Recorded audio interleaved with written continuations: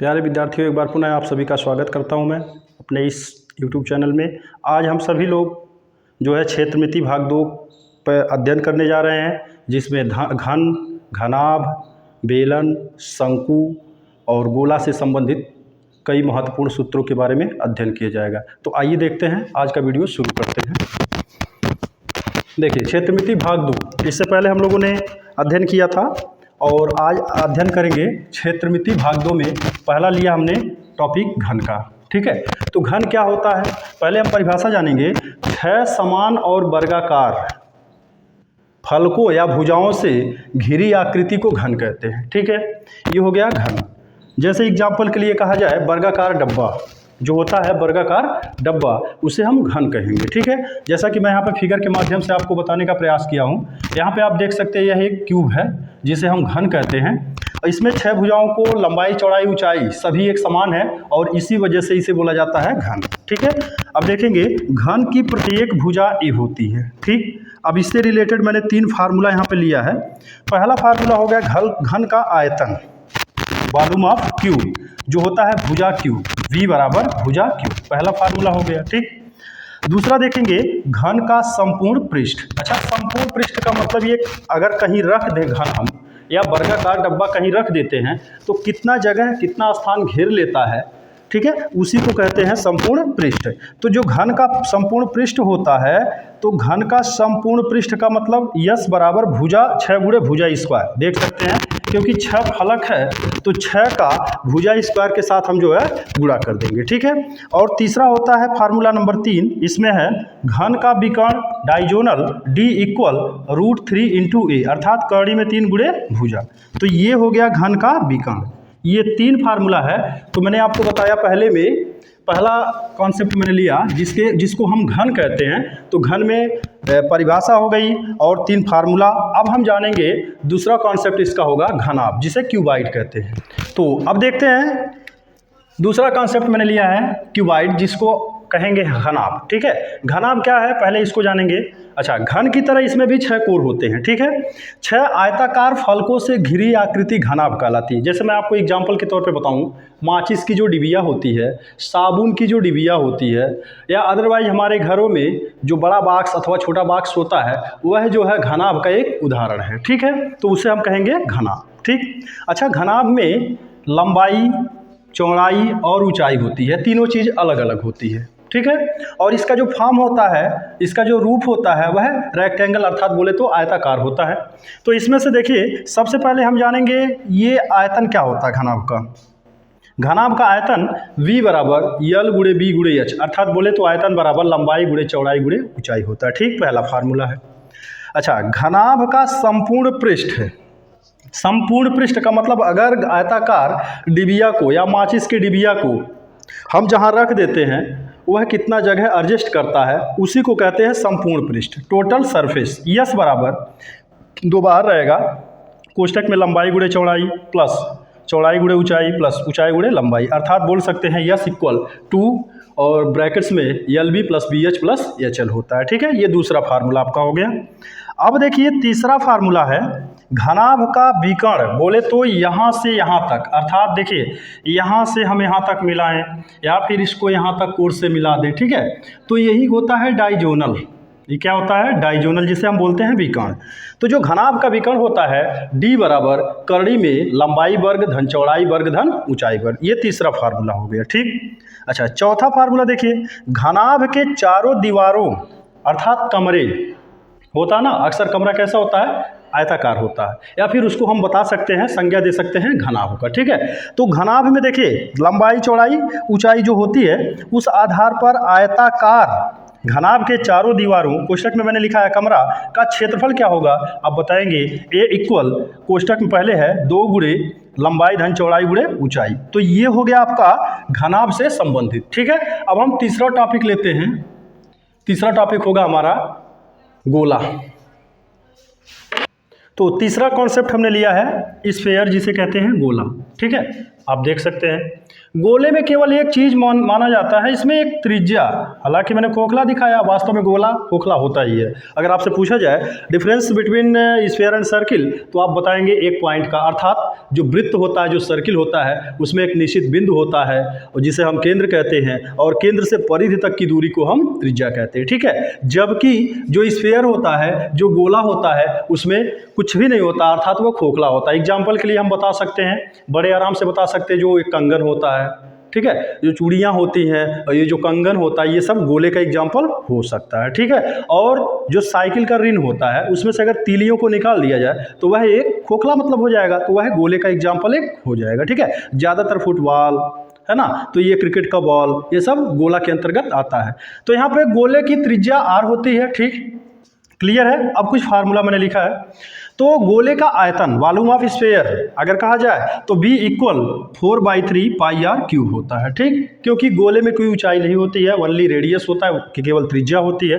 तो ये पहला फार्मूला, गोले का आयतन V इक्वल 4/3 पाई r क्यूब होता है। ठीक, सेकेंड फार्मूला हमने लिया है, द्वितीय सूत्र हमने लिया है, गोले का संपूर्ण पृष्ठ है। अच्छा, मान लीजिए ये इतना हम इसको जो है निकाल दिया जाए गोलाई भाग में, तो ये संपूर्ण मतलब ये कितना एडजस्ट कर ले रहा है, 4 पाई r स्क्वायर होता है। ठीक है, जहां पाई को आप जानते हैं मेंसुरेशन में पाई का उपयोग, पाई का मान जो होता है 22/7 अथवा 3.14। वैसे अगर कहा जाए पाई क्या है, तो आप बड़े आराम से बताएंगे पाई एक अपरिमेय संख्या है। ठीक है, अब देखिए तीसरा फार्मूला मैंने लिया है अर्धगोला। जैसे अर्धगोला का एग्जाम्पल दिया जाए कटोरा।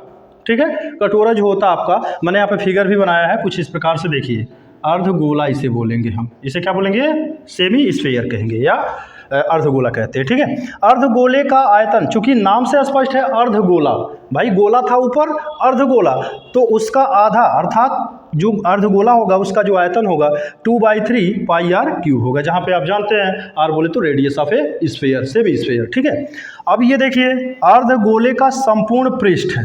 अच्छा, अर्धगोले का संपूर्ण पृष्ठ, थोड़ा डिफरेंस दिखेगा आपको, आपको ये लगेगा कि यहाँ पे आपने बताया 4 पाई r स्क्वायर, क्या जो संपूर्ण गोला होता है उसका संपूर्ण पृष्ठ मैंने बताया है, लेकिन यहीं पे मैंने लिखा है अर्धगोले का संपूर्ण पृष्ठ 3 पाई r स्क्वायर। थोड़ा सा डिफरेंस समझिएगा, अंतर समझिएगा दोनों में। अच्छा, यहाँ पे अर्धगोला तो ठीक है भाई, जैसे गुम्बद हो गया, मंदिर अथवा मस्जिद का जो होता है गुम्बज ऊपर का हिस्सा, उसको गुम्बज कहते हैं, अर्धगोले का एग्जाम्पल बनता है, अथवा अर्धचांद आप कह सकते हैं। तो यहाँ पे जो तल होता है, जैसे यह एक वृत्त पहले से निर्धारित है और इस आकृति में देख सकते हैं आप, यहाँ पे निर्धारित है, तो इस हिसाब से दो तल हो गए इसके, तो होगा तो 2 पाई r स्क्वायर। लेकिन पाई r स्क्वायर क्या है, अलग से हम कहेंगे वृत्त का क्षेत्रफल होता है, पाई r स्क्वायर को भी ऐड कर लिया गया, तो इस हिसाब से 3 पाई r स्क्वायर हो गया ये आपका अर्धगोले का संपूर्ण पृष्ठ। उसके बाद गोली कोष। अच्छा, आप देखे होंगे डिस्क होता ना गोल एक, या तावे टाइप में, आप जान लीजिए तावे टाइप में तावा जो होता है, तो गोली कोष का आयतन 4/3 पाई r1 क्यूब माइनस r2। अच्छा, यहाँ पे r1 r2 का मतलब आंतरिक, r1 बोले तो इंटरनल और r2 बोले तो एक्सटर्नल, अर्थात आंतरिक त्रिज्या r1 हो गई और बाह्य त्रिज्या r2 हो गई। ठीक है, तो यहाँ पे 4/3 पाई कोष्टक में r1 cube minus r2 cube कोष्टक में क्लोज, ये कोष्टक लिख करके क्लोज कर देंगे, तो ये हो जाएगा आपका गोली कोष का आयतन। ठीक है, एक फार्मूला और मैंने लिया है, समतल परिच्छेद की त्रिज्या। समतल परिच्छेद, अच्छा परिच्छेद माने क्या होता है, सतह होता है अथवा तल होता है। ठीक है, तो पृष्ठ भी कह सकते हैं उसको हम। तो जो समतल परिच्छेद होता है, जैसे आप देख सकते हैं ये समतल लेन है ना, समतल तल है, तो इसकी जो त्रिज्या होगी तो इंटरनल अर्थात करड़ी में r square minus h square. अब इसमें कहेंगे कि h कहाँ से आ गया, तो भाई इसमें एक नियम है, ये जो आप देख सकते हैं, जो आपने देखा, इसमें आप चारों तरफ ऐसे दिखा सकते हैं, तो ये एच ऊंचाई में हल्का सा लिया जाता है, फिलहाल ये बिलोंग करता है समतल परिच्छेद की त्रिज्या से। ठीक है, इसका फार्मूला अलग से क्वेश्चन में दिया रहता है, कुछ ऊंचाई रहेगा और उसके बाद कुछ जो है इसकी त्रिज्या दी रहेगी, तो उसमें से ये फार्मूला है, रेयर केस में बहुत कम देखा जाता है, फिर भी मैंने आपको बताया यहाँ पे। तो ये होता है समतल परिच्छेद की त्रिज्या ज्ञात करने के लिए आवश्यक फार्मूला। ठीक है, अब हम जानेंगे सिलेंडर, जिसे बेलन कहा जाता है। तो आइए देखते हैं बेलन। अब देखिए अगला कॉन्सेप्ट मैंने लिया है बेलन, जिसको सिलेंडर कहते हैं, ठीक है। अच्छा, बेलन का दैनिक जीवन में या हमारे मतलब दैनिक जीवन में इसका एग्जाम्पल ले लेते हैं, जैसे ड्रम, ठीक है, ड्रम होता है, खोखला ड्रम हो गया, और बाल्टी मतलब जो प्लास्टिक वगैरह की होती है वो भी बेलन का एक छोटा सा एग्जाम्पल हो गया, ड्रम हो गया। उसके बाद सिलेंडर जो होता है घरों पे, जो गैस चूल्हा जो एलपीजी वाला होता है, ये सब क्या हो गए, एग्जाम्पल हो गए।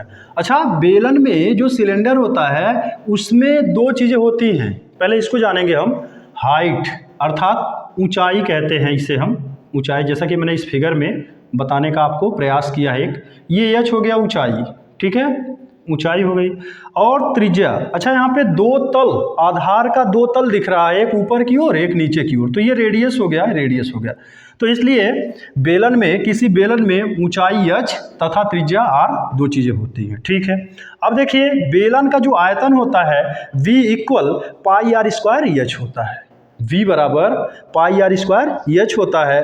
तो ये हो गया, जहाँ पे पाई क्या है आप जानते हैं, क्षेत्रमिति में उसका मान 22/7 होना चाहिए अथवा 3.14 होता है, और r बोले तो रेडियस ऑफ ए सिलेंडर, किसी बेलन की त्रिज्या, या बेलन की त्रिज्या कह सकते हैं आप, हाइट ऑफ सिलेंडर अर्थात ऊंचाई बेलन की, मैंने यहाँ पे स्पष्ट लिखा। अच्छा, इसमें एक चीज़ों को और थोड़ा सा क्लियर करें, कभी कभी क्या होता है कि आधार का क्षेत्रफल गुणे ऊंचाई, अर्थात आप देख सकते हैं आधार जो इसका है वह वृत्ताकार है, तो इस हिसाब से आधार का क्षेत्रफल, अर्थात आप यहाँ बोलेंगे पाई आर स्क्वायर, तो हो गया वृत्त का क्षेत्रफल या आधार का क्षेत्रफल, और एच तो आप जानते ही है ऊंचाई है इसका, तो इस हिसाब से हम इसको बोल सकते हैं आधार का क्षेत्रफल गुणे ऊंचाई, जो क्या बनेगा, बेलन का आयतन बनता है, ठीक है। अच्छा, दूसरा फार्मूला देखिए, दूसरा फार्मूला क्या है, बेलन का वक्र पृष्ठ है। अब यहाँ पे दो चीज़ों को क्लियर करें हम, वक्र पृष्ठ और संपूर्ण पृष्ठ। अच्छा, आप देख सकते हैं कि एक पृष्ठ इधर को दिख रहा है, एक पृष्ठ इधर को दिख रहा है, उसके बाद जैसे ये लुढ़कना शुरू करेगा, गोल गोल आप देख रहे हैं, तो कुल मिला के पूरा, ठीक है, पूरा मिला करके बोलेंगे उसे हम संपूर्ण पृष्ठ।